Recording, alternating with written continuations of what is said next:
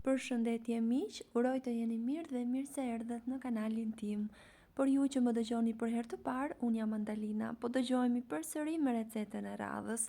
Sot kam përgatitur ëmbëlsirën tradicionale shqiptare kompekaj. Nuk e di a e keni përgatitur ndonjëherë apo ju kishte dal nga mendja si ëmbëlsirë, por ju sugjeroj që ta ruani dhe ta përgatisni për festat e fund vitit. Filloj me shërbetin, 500 gram sheqer, 600 ml ujë, një fet limoni dhe një shkop kanele. Do të na duhen edhe 8 petë të gatshme, të cilat do t'i presim sipas madhësisë së tepsisë dhe më pas do ta lyejmë tepsinë me gjalp dhe do shtrojmë 4 petë të para poshtë duke i lyer me gjalp mirë njëra me tjetrën.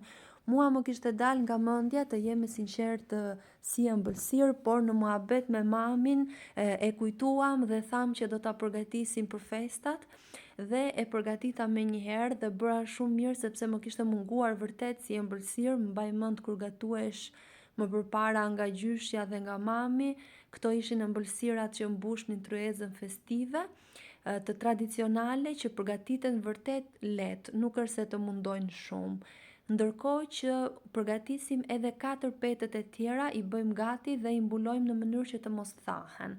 Ndërkohë në një enë do përziejmë 4 vezë, 5 lugë gjelle sheqer, do t'i përziejmë me mikser elektrik. Këtu do ju duhet pak durim, pasi do i përziejmë rreth 10-15 minuta në mënyrë që të formohet një masë kremoze. Është shumë e rëndësishme kjo, që të bëhet shumë e butë. Ndërkohë në një tjetër enë do përziejmë 6 lugë gjelle miell gruri, 2 lugë gjelle kakao, një pluhur fryrës, 100 gram arra dhe 100 gram rrush të thatë. Do t'i përziejmë shumë mirë përbërësit në mënyrë që të lidhen me njëri tjetrin dhe pasi kemi gati, do t'i bashkojmë të dyja masat.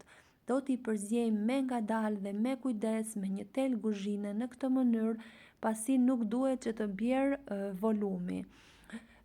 Dhe pasi është gati, do na krijohet kjo masë që po shihni në video.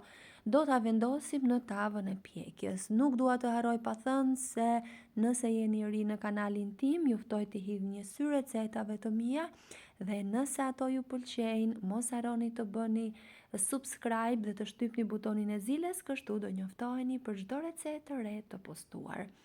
Pasi kemi vendosur masën, do shtojmë edhe 4 petët e tjera në sipërfaqe duke i lyer përsëri me gjalp pestën lart, më falni, dhe do ta pjekim në 200 gradë. Ndërkohë që ne e përgatisim, do ta ndezim përpara furrën pasi duhet e parangrohur. Pjekim në 200 gradë për 45 minuta. O zot, kjo ka një aromë fantastike, e gjithë kuzhina mbushet me aromë pas pjekjes së saj.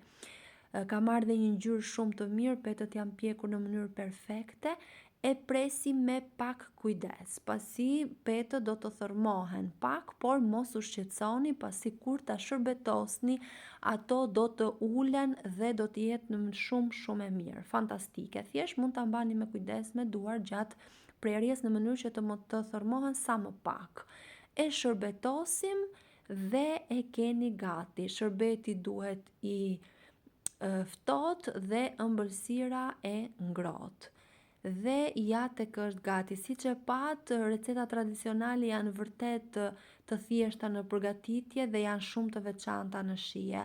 Unë ju sugjeroj ta provoni pasi jemi në prag festash dhe do kënaqni veten, të afërmit tuaj, por edhe familjen. Si ju duket kjo recetë? Nëse ju pëlqeu, për të më mbështetur, mos harroni të bëni like dhe të lini përshtypjen tuaj në koment. Nëse keni një mënyrë tjetër përgatitjeje, mund të na shënoni në koment. Gjithashtu nëse keni dëshirë, mund të më shkruani se nga cili vend i Shqipërisë apo i botës më ndiqni. Faleminderit.